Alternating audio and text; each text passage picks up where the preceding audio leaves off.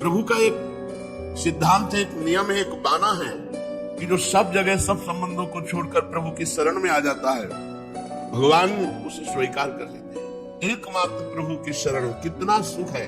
उस सुख का अनुभव तब होता है, असुविधा, तिरस्कार, अपमान कोई पास नहीं, तब आनंद आता है उनकी कृपा का, उनके संबंध का सुख तब अनुभव में आता है।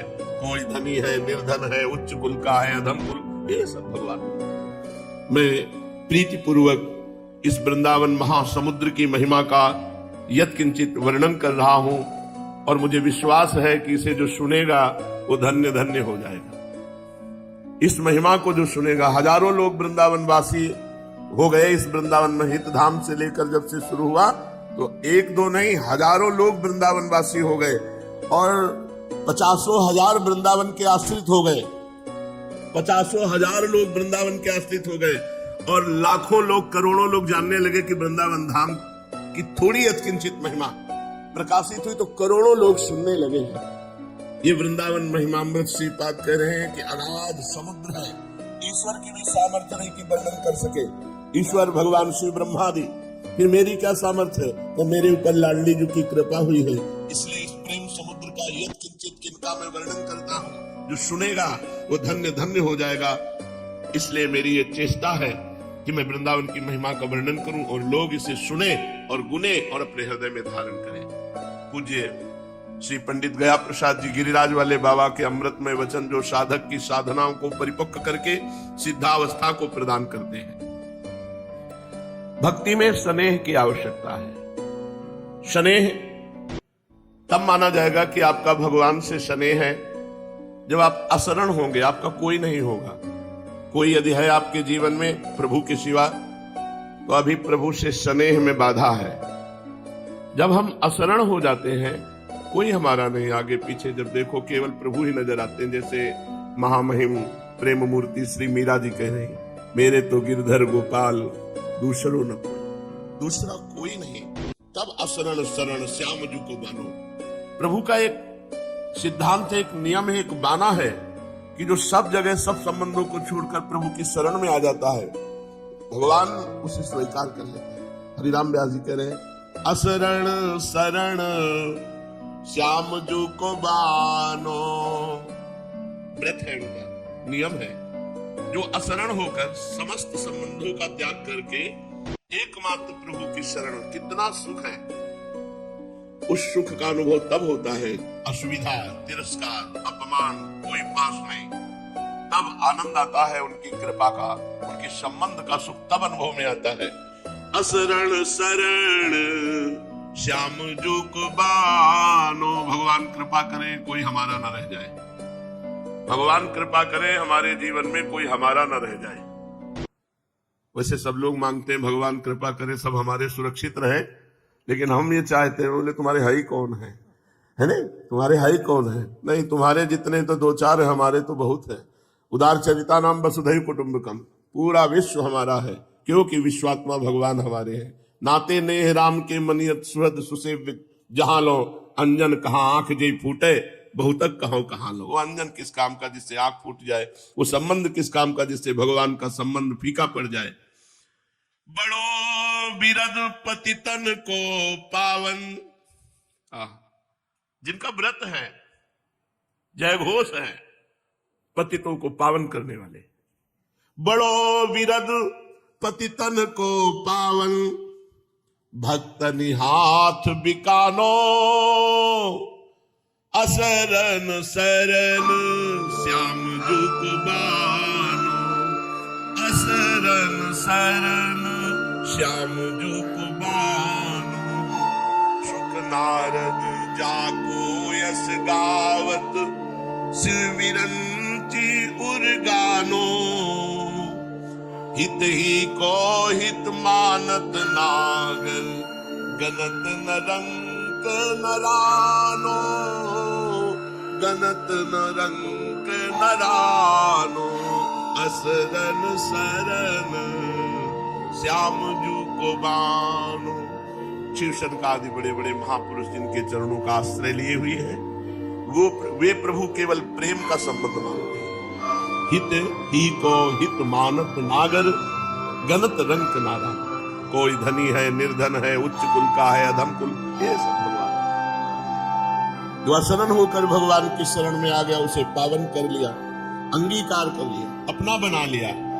दया सिंधु दीननी को बांधो, प्रगट भागवत कहानो, रजधानी वृंदावन जाकी, रजधानी वृंदावन जाकी, लोक चतुर्दश थानो, असरण शरण श्याम जू को बानो, असरण शरण श्याम जू को बानो।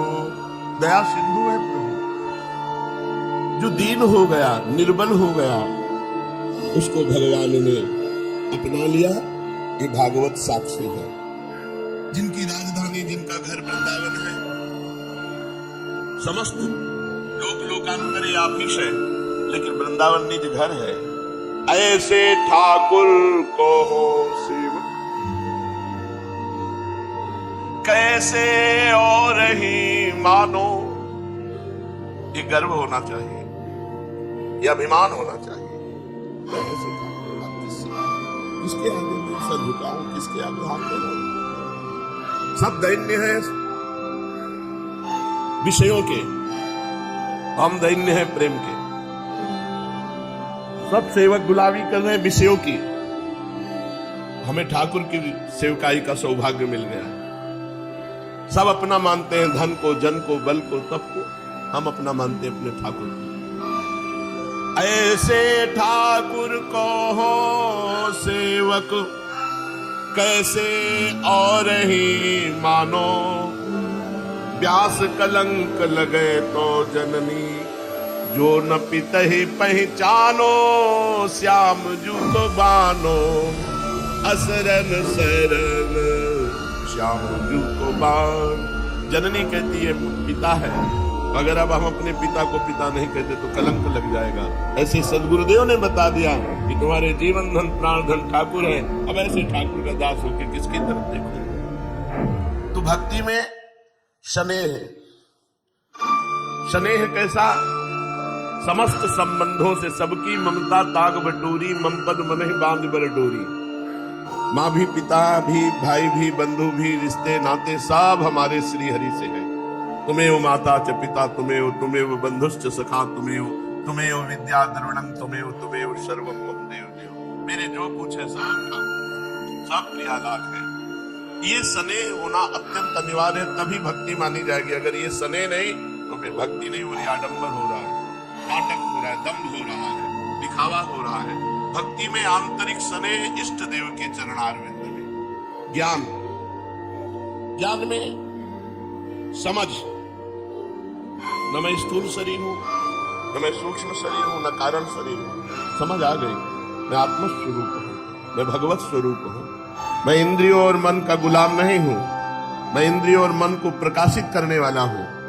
मैं इंद्रियों और मन के शासन में चलने वाला नहीं हूं, मेरे शासन में इंद्रिया और मन चलने वाली है। ये समझ आ गई। ज्ञान में जिसकी ये समझ आ गई तो वो ज्ञानी। अगर ये नहीं समझ पाया तो समझ कर भी अज्ञानी ही है। वो अपने को भले ज्ञानी माने। जैसे स्नेह के बिना भक्ति नहीं, ऐसे समझ के बिना ज्ञान नहीं। वैराग्य, पूरे जगत में कहीं कुछ भी अच्छा ना लगे, एकमात्र हुआ तो वैराग्य सार्थक होगा। जगते भयो फिरे वैरागी, श्री वृंदावन रस में अनुरागी। कहीं कुछ न कोई व्यक्ति अच्छा लगता है तो कोई वस्तु अच्छी लगती है। कितनी देर कोई व्यक्ति हमारे पास रहेगा, कितने दिन रहेगा, आखिरकार मरेगा तो है ही। तो ऐसी मित्रता किस काम की? हम ऐसे से मित्रता करें जो हर क्षण हमारे पास रहता है, हर जगह हमारे पास रहता है, और जो निरंतर सनातन हमारे साथ रहेगा, वो है प्रभु। इसलिए वैराग्यवान, कहीं भी किंचन मात्र भी ना अपने शरीर से राग, न किसी के शरीर से राग, ना अपने शरीर के भोगों से राग, ना अन्य के भोगों से राग, बस केवल एकमात्र प्रभु के चरणारविंद से। तो वैराग्य सार्थक है। स्नेह बिना भक्ति, समझ के बिना ज्ञान और भगवत समर्पण के बिना वैराग्य व्यर्थ माना गया है। साधक अपने को देखे कि हम जी रहे हैं, जीने के लिए सब कुछ है। व्यापार नौकरी जो भी कर रहे हो ये जीने के लिए है, लेकिन जी किसके लिए रहे हो? जी किसके लिए? इस प्रश्न का उत्तर अपने से पूछो। तुम पढ़ाई लिखाई करके बड़ी अच्छी नौकरी बड़े अच्छे पदों में गए हो, उसका उद्देश्य क्या है? रुपया मिलना, प्रतिष्ठा मिलना, सम्मान मिलना, ये जीने के लिए है। तो जी किसके लिए रहे हो? अगर उत्तर आवे भगवान के लिए तो सही जी रहे हो। तो अगर भगवान के लिए उत्तर तुम्हारे हृदय में नहीं आ पाया तो जीते जी मृतक तुल्य तुम्हारा जीवन है। जिन हरि भगत हृदय नहीं आनी, जीवित सब समान तेज। जो जीते जी भगवान को अपना नहीं माना, भगवान की भक्ति नहीं की, तो जीता हुआ वो मुर्दे के समान जीवन व्यर्थ व्यतीत कर रहा है। हम जी रहे कौन के ताई? अपने ताई, संसार के ताई, भोगों के ताई, या श्री भगवान के ताई? अगर उत्तर में श्री भगवान है तो जीवन सही है, अगर श्री भगवान नहीं तो व्यर्थ जीवन है। भक्ति में 3 क्रिया होवे, पहले सेवा, फिर स्नेह, फिर समर्पण। अपने ठाकुर की सेवा, समाज की सेवा, परिवार की सेवा, सबका फल भगवान से प्रेम हो जाना, और प्रेम का स्वरूप पूर्ण समर्पित हो जाना। भगवान से भी कछु न चाहे, स्नेह तभी होगा जब भगवान से भी क्या नाशवान पदार्थ मांगो। तुम्हें इच्छा हो तो भूखे रखो, तुम्हें इच्छा हो तो छके रखो, तुम्हें इच्छा महलों में रखो, तुम्हारी इच्छा झोपड़ी में रखो, फुटपाथ में रखो। ये मेरी जिम्मेवारी नहीं, आपकी है। मेरी सारी जिम्मेवारी आपकी है। मेरा केवल एक ही कार्य है, अनन्यस चिंतयन्तो माम। भगवान कह रहे ये जना परिपासते तेसाम नित्याभियुक्ता नाम योगक्षेमम वहाम्य। मैं योगक्षेम का वहन करूंगा, तुम केवल मेरा चिंतन करो। साधक कछु न चाहे और कछु न राखे अपनो, सब भगवान को समर्पित कर दे। भगवान से कछु न चाहे और सब कुछ अपनो भगवान को समर्पित कर दे, और कछु न राखे। अपने स्नेह वाली ना कोई वस्तु है, ना व्यक्ति है, ना स्थान है, सब श्री भगवान का है। और भगवान से कुछ चाह नहीं तो बहुत जल्दी प्राणनाथ वाके हृदय में स्फुरित हो जाए। बहुत जल्दी भगवान उसके हृदय में साक्षात्कार करा देते हैं। समय को इतना लगन पूर्वक अपनी साधना में लगाए दो कि साधना में अवकाश ना मिले कि अब भाई हमारा काम हो गया, अब हम तुम्हारी छुट्टी, घंटे 2 घंटे 4 घंटे हम मनोरंजन कर सकते नहीं। अगर साधक से पूछा जाए कि तुम्हारे पास कब समय है, हम आपसे मिलना चाहते हैं, तो उसका उत्तर होना चाहिए समय ही नहीं है, हमारे पास 1 मिनट समय नहीं है। हाँ, अगर हम आपको समय देंगे तो अपनी दिनचर्या को बाधित करके समय देंगे। अवकाश साधक को अनर्थ को मूल है। समय साधक को नष्ट कर दे है और समय साधक को उठाई दे है। साधक के पास किसी अन्य के लिए समय ही नहीं होना चाहिए, है ही नहीं हमारे पास समय। हमारी साधना में हमारे पास 1 मिनट भी खाली समय नहीं है, तो वो साधक अध्यात्मवान है। और जो ये कि गुरुजी ने कहा 11 माला कर लो, इसके बाद फुर्सत हमारी 12/84 जी के पढ़ना, 11 माला गुरुमंत्र के करना, इसके बाद फुर्सत, वो साधक नहीं है। वो साधक नहीं, उसको जो फुर्सत मिली उस फुर्सत में वो असाधन करेगा और भ्रष्ट हो जाएगा। इसलिए समय ही अनर्थ को मूल है, जो खाली समय साधना से है। इतना अपने समय को बांध लेना चाहिए कि साधना में हमारे पास 1 मिनट, और सही पूछो, अपने पास 1 मिनट टाइम नहीं है। 1 मिनट ना सोने का टाइम है और ना किसी से बात करने का टाइम है। वो तो जबरदस्ती शरीर को सोने की प्रक्रिया में जाना पड़ता है, लेकिन टाइम नहीं है कि चलो हम सो जाए। 9-10 बज जाते हैं और 1 बजे सबको फिर जाना है, तो बीच में यही जो विश्राम है, विश्राम दिन में कोई विश्राम नहीं है। 1 मिनट टाइम नहीं। अपने साधक किसी से बात भी नहीं करते, किसी से मिलने का टाइम नहीं, किसी संगोष्ठी का टाइम नहीं। अगर टाइम है तो बेईमान साधक है, वो अपने जीवन में बेईमानी कर रहा है। इतना विजी जीवन हो जाना चाहिए कि 1 मिनट हमें टाइम न मिले। जब तक भगवत प्राप्ति न हो जाए, साधक को गुरु की परतंत्रता, साधु समाज की परतंत्रता, शास्त्रों की परतंत्रता स्वीकार करे तो वो स्वतंत्र हो जाएगा। साधक को बहिर्मुखी बनाए हुए है यही समय, खाली समय बहिर्मुखी। खाली समय चलो उनके पास बैठ जाते हैं, चलो टीवी देख लेते हैं, चलो अमुक का।